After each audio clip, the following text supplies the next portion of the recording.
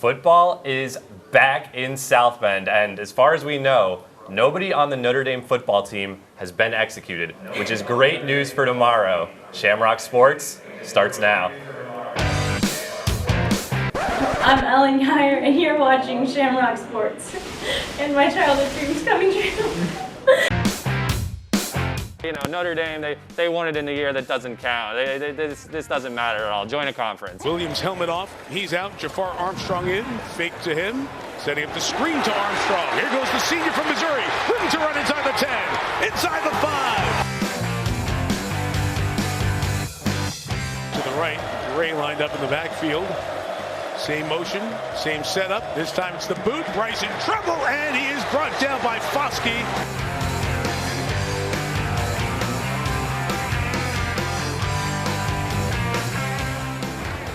Now they will go.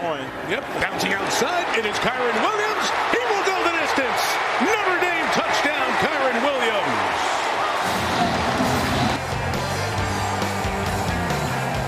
Welcome inside the second floor of the Duncan Student Center. Chris Frick alongside Kieran Cantwell, Kelly Gorman. We've got a great show for you guys here today, but to start us off, we're going to talk about Florida State. Quite a game last week. I want to get your guys' initial reactions on that one, Kieran. Let's start with you.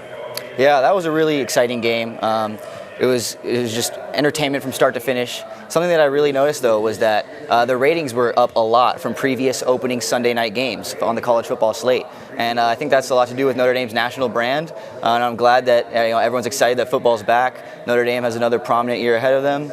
And I just think that it was a great, great game. Florida State showed up, they competed, and almost took us out of the game in the fourth. And I just thought it was a really fun game to watch. Kelly, what were your thoughts? Maybe those ratings a little bit to do with Brian Kelly's comments, but I think the game was also really fun to watch. A little bit too close for comfort for me.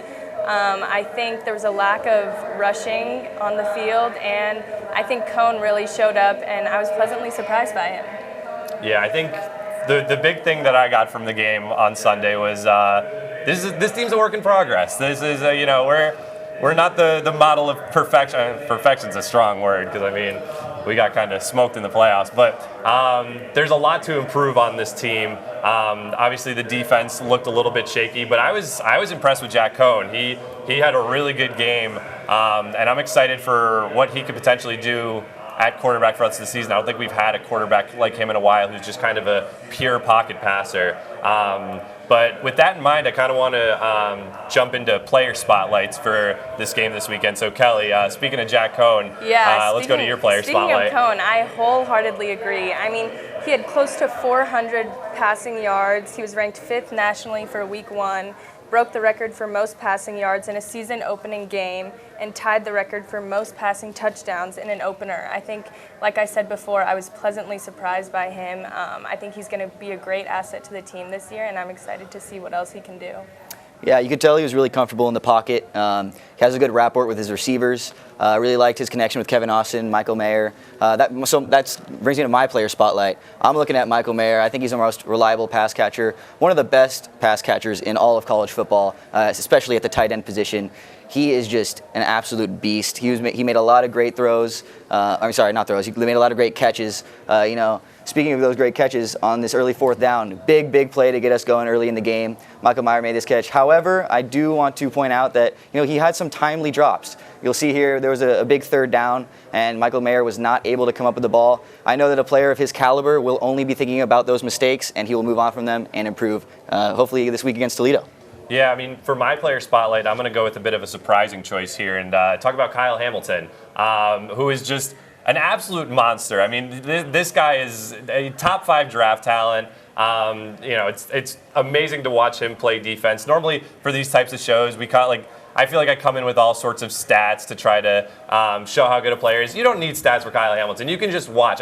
Look at these plays he's making here. Undercutting the route right there for the first interception of the game. Really got the defense going. And then later on in the game, this play right here, he just pops out of nowhere. If you saw the back end zone camera angle on this play, the anticipation on this guy is ridiculous. The intangibles for safety that he has is something I've never seen before. He takes his helmet off there in celebration. I know, Kelly, you were kind of wanted to talk about that a little bit. Yeah, I definitely think the ground he covered was worthy of the helmet coming off. So he's definitely a huge man on the field, and it's really fun to watch him every game. Yeah, I'm of the opinion that I think taunting should just be like allowed in sports. I think taunting's fun. I don't think it should be a penalty. I think players should be celebrating as much as possible because, sometimes they'll get into fights and that's fun to watch. Yeah, sometimes it's just really an emotional reaction that, comes from he made a great play and, he wanted to let everyone know that it was a great play. Yeah. And so, it was just kind of in the heat of the moment. It cost us some yards, but I'd say that play was a little more important than losing those 15 yards. And yeah, Kyle Hamilton,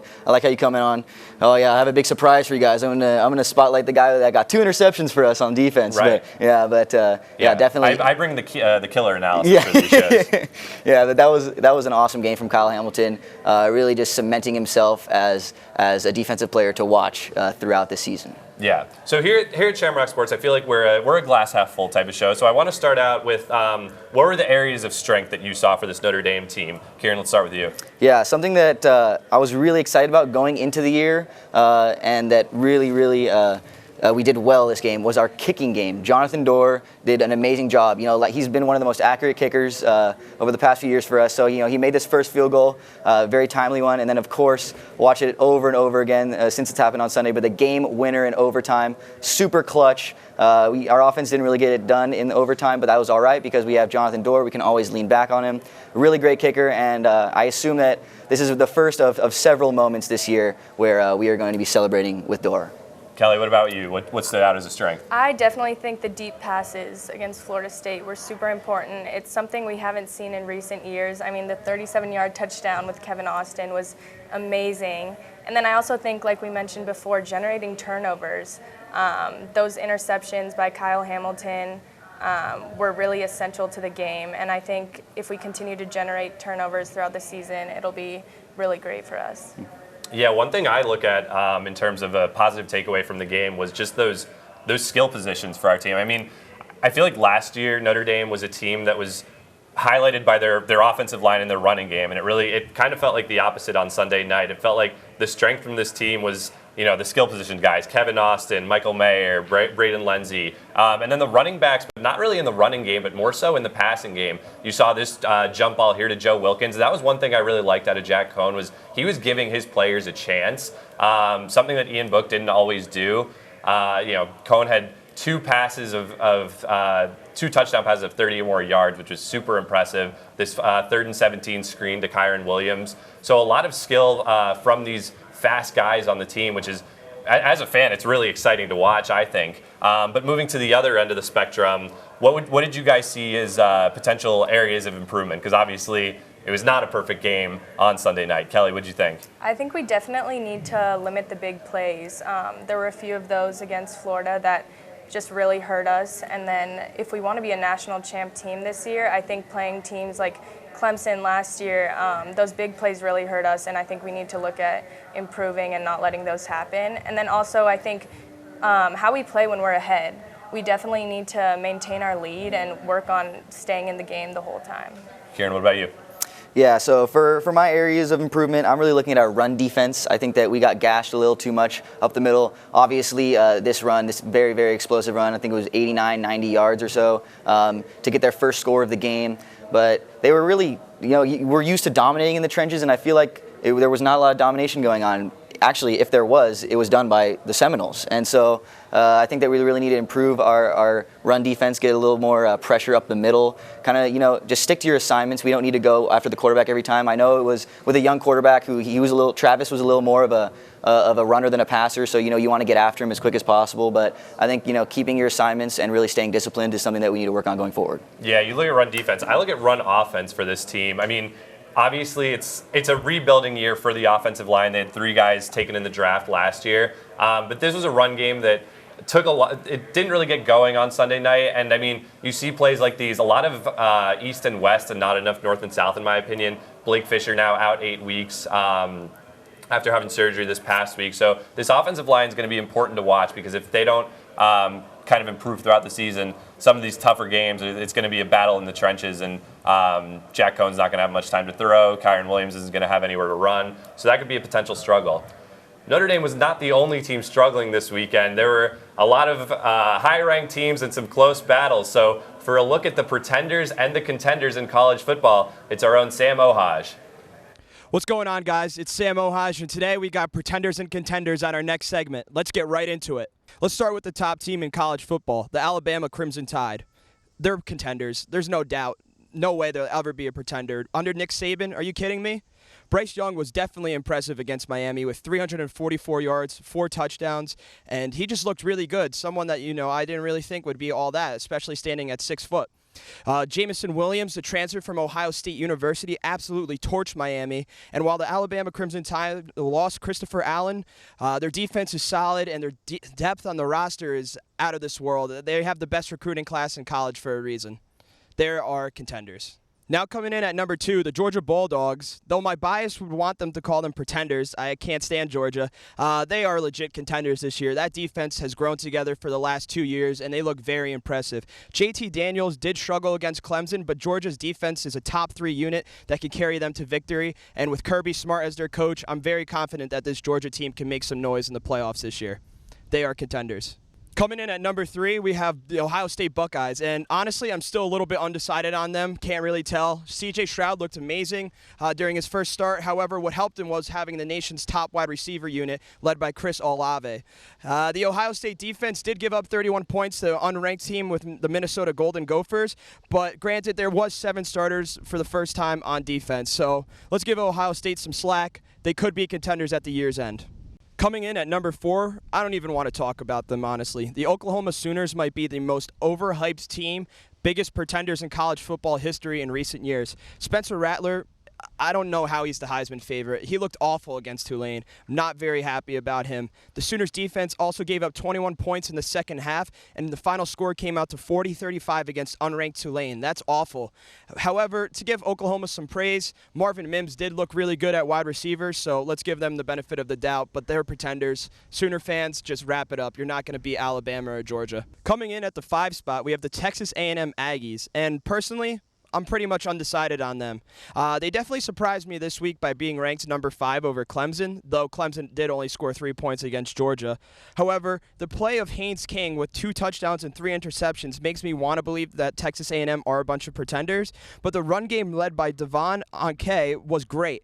Their biggest game coming up for them is against Alabama on October 9th, and I think that could be a true statement to who they are as a team. If they give Alabama a run for their money and go high scoring, high offense, terrible defense sort of game, and they just go back and forth in a shootout, I could definitely see them making into the college football playoffs this year. But for right now, I'm going to call them pretenders, even though I'm a little bit undecided. This has been Pretenders and Contenders. I'm Sam Ouhaj, sending it back to you guys at the studio at Shamrock Sports. Thank you, Sam. So Sam kind of talked about contenders and pretenders in college football, and one huge matchup this past week was that top 5 matchup between Georgia and Clemson. I want to get your guys' thoughts on that because that obviously has key ramifications in terms of the grand scope of college football in the playoff. Kieran, let's start with you. What were your thoughts on that game? Yeah, I think that this game was honestly very refreshing for the college football landscape. In the past few years, we've seen very high-octane offenses take over in the high-profile games, usually very high-scoring. And so seeing a defensive battle where the only points scored were either through the kicker or by, Georgia had that pick 6. But what I do want to highlight here is the Georgia defensive front. They were absolutely dominant, getting to DJ Uiagalelei, I think that was pronounced correctly. Yeah. DJ Uiagalelei 7 times throughout the game, and then obviously here the pick 6 from Chris Smith. He ran it all the way back to get for the only touchdown of the game. I think that Georgia's defense looks like one of the best in the nation. They're going to be riding them all season long, and we'll see. I want to see how Clemson's going to regroup. Kelly, what do you think? Yeah, I definitely think watching both defensive teams were really, really fun to watch. It was hard to watch Clemson's offense, I'm not going to lie. After last year and then seeing what it is this year, the offensive line really needs some work. And I'm not sure if Clemson will be the powerhouse that they were in the past because of that lack of offense, but I think we'll definitely see what happens in the season, and I'm interested to see. Yeah, I mean, look, in all honesty, I feel bad for DJ Uiagalelei. Like, you're following up 2 of the, I would say, the 2 greatest quarterbacks in Clemson history, in Deshaun Watson and Trevor Lawrence. And he's played in 3 games thus far. His first game was that big comeback win against Boston College, and then he comes to South Bend last year, and obviously tough game. Tough game for him, big dub for the Irish. But he played well in that game. He wasn't the reason they lost that game. And then it just felt like Saturday night he was thrown to the wolves against Georgia. I mean, that defense is vicious. That defense alone, they make Georgia a contender alone. I don't think Georgia's offense is anything elite, but I think that defense can carry them to the playoffs and potentially do it to a national title. I mean, obviously, I think Bama's obviously still the favorite in that department, but that Georgia defense is vicious, and DJ Uiagalelei really got the rough end of the stick. So I mean, moving to the other parts of college football, not only did Notre Dame kind of take a hit this past weekend, but Notre Dame's strength of schedule took a little bit of a hit. How did you guys think that Notre Dame's future opponents looked, mainly the likes of Wisconsin and Cincinnati, North Carolina? Kelly, let's start with you. Yeah, I definitely, bouncing off of what we were talking about with defense, Wisconsin had a great defense this past week. They will definitely be a fun game, especially with Cone on our side. USC beat San Jose, which was interesting to watch. I know they play Stanford this week, so that'll be fun. Cincinnati, they look good whenever they play nobodies, so that'll be also a good rivalry. But yeah, I thought they were all pretty interesting, and I think this season's going to be a fun one. Yeah, focusing on that Wisconsin-Penn State game, that was a great early battle on Saturday. Big Ten will always give you some good games. Yeah, here. So, Wisconsin with the sack here. Sanborn, he's a linebacker on that team, all over the place, really good player. And then interesting choice for the Badgers to go with Mertz over Cone, as it seems after week 1, because Mertz looked absolutely lost in the pocket there. I don't know if he has what it takes to lead a team to a top 10, top 5 finish, but I wish the best for him. Except against us, of course. Right. But I think that Wisconsin, they really struggled, especially in the offensive end in their opening performance. Yeah, I mean, I think Cincinnati is going to be our toughest game this year. I think this past weekend proved that. I mean, even though their strength of schedule is not great, they have a good team. They're well coached. I think that's going to be the biggest challenge for this Notre Dame team this year. Their quarterback, Desmond Ridder, he looked great. 20 of 25, almost 300 yards, 4 touchdowns, also had a rushing touchdown. And, in terms of the rest of Notre Dame's kind of tough opponents coming up, North Carolina, Wisconsin, USC, none of them really looked great, but I feel like we're not at liberty to talk here because we didn't look that great either. I feel like, they're over at USC right now. They've got their own sports show, probably like Trojan TV. That's probably what it's called. There's 3 people on the desk. They look exactly like us, but they're all wearing fake mustaches. And they're like, wow, Notre Dame looked so bad this week. We're going to stomp them. So, I mean, not all our opponents look great this week, but can we talk? I think that's the question. I want to jump into it's very early on, but quick Heisman watch. Kieran, what do you think? Yeah, so for the Heisman watch, I think that every year going in, you wonder, is the Alabama quarterback going to win the Heisman? More likely than not, he'll at least be in the conversation. Well, I'm going to go ahead and say Bryce Young looked like the best player in college football in week 1. He had absolute control of his offense, and the skill position talent that he has, I think that it's already Bryce Young's to lose. Alabama looks to be in midseason form already, and he just looks like the next elite QB to come out of Tuscaloosa, and I think that he will be bringing home some hardware with him later in the season. Kelly, who's winning the Heisman? I think I have to agree with Katy Perry's tweet, which she tweeted yesterday, Matt Corral for Heisman. Ole Miss QB, I think he definitely has a lot going for him this season, especially if Ole Miss pulls through. Their offense is crazy good this year, and I think if they continue to be a good team, then he'll definitely have a chance. Yeah, as for myself, I mean, I would say Desmond Ridder is kind of a dark horse right now, but I don't think Cincinnati gets the national recognition for him to win. I think Spencer Rattler's got a good shot at it. I mean, he didn't have a great game against Tulane, but I think one bad game doesn't ruin a Heisman campaign, and Oklahoma just their system is built for quarterbacks to win the Heisman. They've got that air raid. They don't play many good defenses, so Rattler's going to be able to rack up his stats throughout the season. I still see him as one of the favorites for sure. But now to jump from football, we're going to delve into some other sports. Here at Notre Dame, our own Jacob Irons has the best and worst of Notre Dame sports. Welcome to the Fall Sports Recap. I'm Jacob Irons, a new member of the Shamrock Sports family. I'll be taking you through all the action that's happening this fall semester around campus. We'll first start off with the cross-country teams and the volleyball teams. The men's cross-country team dominated their first outing this year as they took home the first 5 slots. Zach Kreft took home first for Notre Dame with a time of 18:30 on the 6K course. But he was closely followed by Quinn Gallagher, Henry Chapman, Lisandro Barry Garviera, Carter Solomon, and Brian Greff. Coach Sean Carlson spoke to Notre Dame media and said, "Great opener for some of our guys to get more experience. They did a great job of running the Notre Dame way, a team race." On the women's side, Madeline King, the graduate transfer, came in second overall with the time of 17:24 on the 5K course. The Fighting Irish will have a week off before hosting the 42nd annual Catholic Invitational on the Burt Golf Course. All action is set to begin at 3:30 on September 17th. Flipping to volleyball, where they had a tough weekend as they did not take home one win in the 3 matches they played in their own Shamrock Invitational, losing their first game to Bowling Green 3-0, then to Cincinnati 3-1, and on Sunday afternoon losing to University of Wisconsin-Milwaukee 3-1 as well.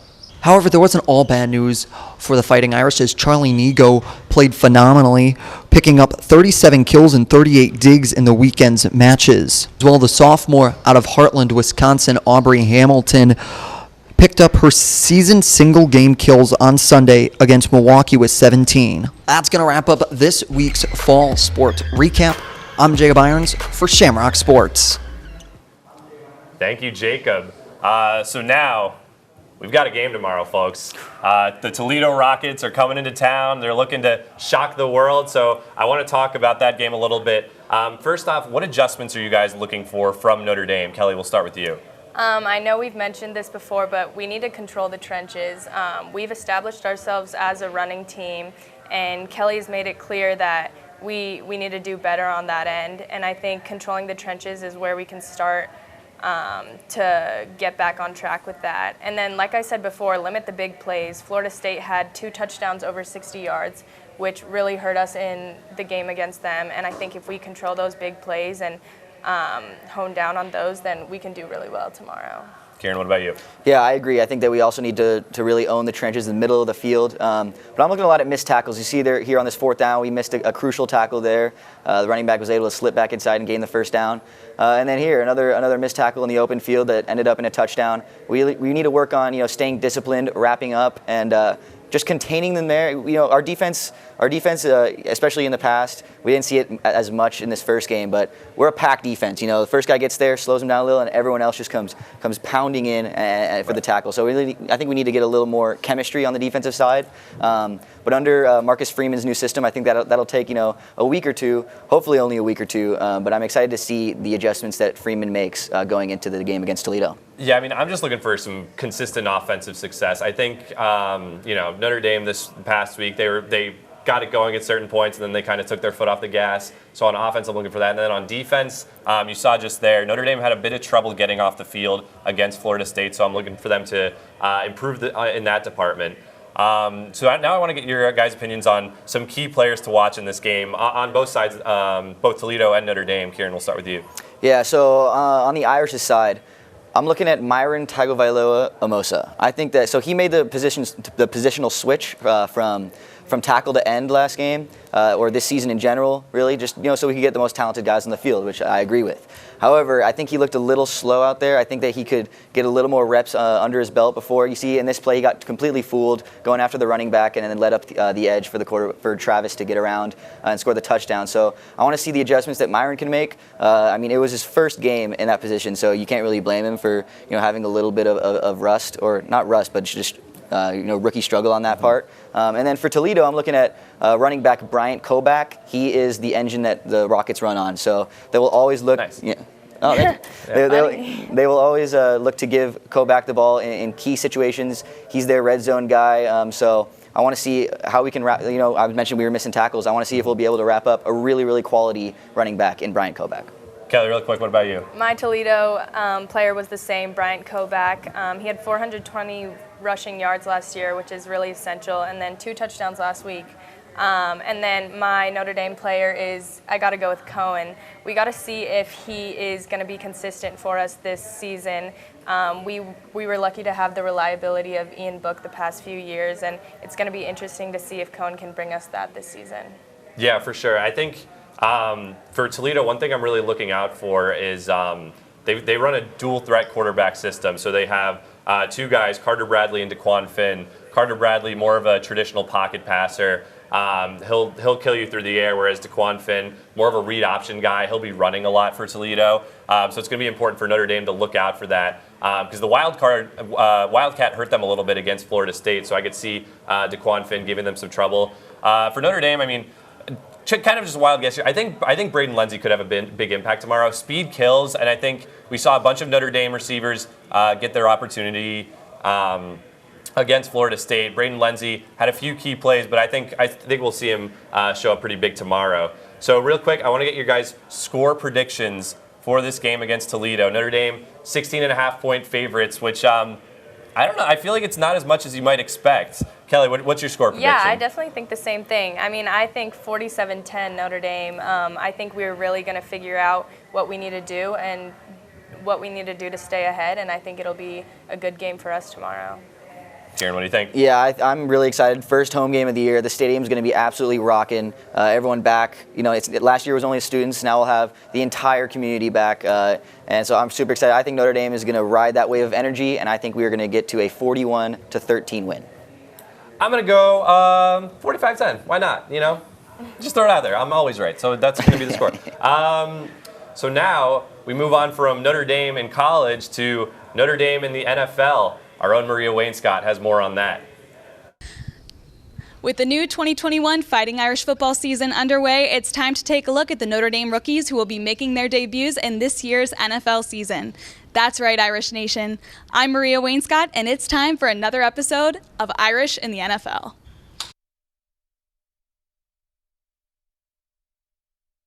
Let's start by taking a look at the New Orleans Saints' newest addition, quarterback Ian Book. The New Orleans Saints drafted the former Notre Dame quarterback Ian Book with the 133rd overall pick in the 2021 NFL Draft. In his first NFL preseason game against the Baltimore Ravens, facing a 2nd and 16 from his own 7-yard line, Book launched his first professional pass, which was completed to wide receiver Aesop Winston Jr. for 35 yards and a first down. Ian Book played the entire second half and completed 9 of 16 passes for a total of 126 yards in Week 1 of the 2021 NFL preseason. Now on to Browns linebacker Jeremiah Owusu-Koramoah. Owusu-Koramoah was selected by the Cleveland Browns in the second round of the 2021 NFL Draft as the 52nd overall pick. In his first preseason game against the Jacksonville Jaguars, the second-round draft pick replaced former Super Bowl MVP veteran Malcolm Smith in the second quarter, and on his first series blitzed up the middle with 7 minutes and 18 seconds left in the half to sack quarterback Gardner Minshew for a 5-yard loss on 3rd and 6 from the Jacksonville 14. In addition to the sack, JOK recorded 8 tackles, 7 solo and 1 assisted. JOK's early performance is boding well for the Cleveland Browns defense. Now taking a look at Carolina Panthers tight end Tommy Tremble. Tremble was selected in the 3rd round of the 2021 NFL Draft as the 83rd overall pick. In a recent preseason matchup, Tremble caught both his target passes for 45 yards in the 34-9 preseason win over the Steelers. After being praised most for his blocking capacity coming out of Notre Dame, Tremble hauled in 7 passes for 82 yards and a touchdown in 3 preseason outings. Judging by these players' performances in their preseason, the Irish are well represented in the National Football League this season. I'm Maria Wainscott with Shamrock Sports. Back to you in the studio. Thank you very much, Maria. You know, shout out to Sam, Jacob, and Maria. Those are some killer segments they put on today. I mean, shout out to our whole production team. They're killing it today. But we've got a game tomorrow, guys. We're back in the student section. Kelly, you excited? I'm more than excited, Chris. I think last year we were lucky enough to be able to go to the games, but it was nothing like what the games usually are like. It's crazy seeing all the people already on campus, but I'm super excited for tomorrow and what's going to happen. Kieran, you pumped? Oh, yeah. Very, very pumped. I cannot wait for tomorrow. I think that it's going to be so much fun back in the student section. All the traditions are going to be back, and I'm going to have a blast, and I know we're all going to have a blast. Hey, don't speak for me. No, I'm very excited too. But yeah, so with that, I mean, that concludes our show. We've got a game tomorrow, but for Kelly Gorman, Kieran Cantwell, and our entire production team here at Shamrock Sports, I'm Chris Frick. Thank you for tuning in.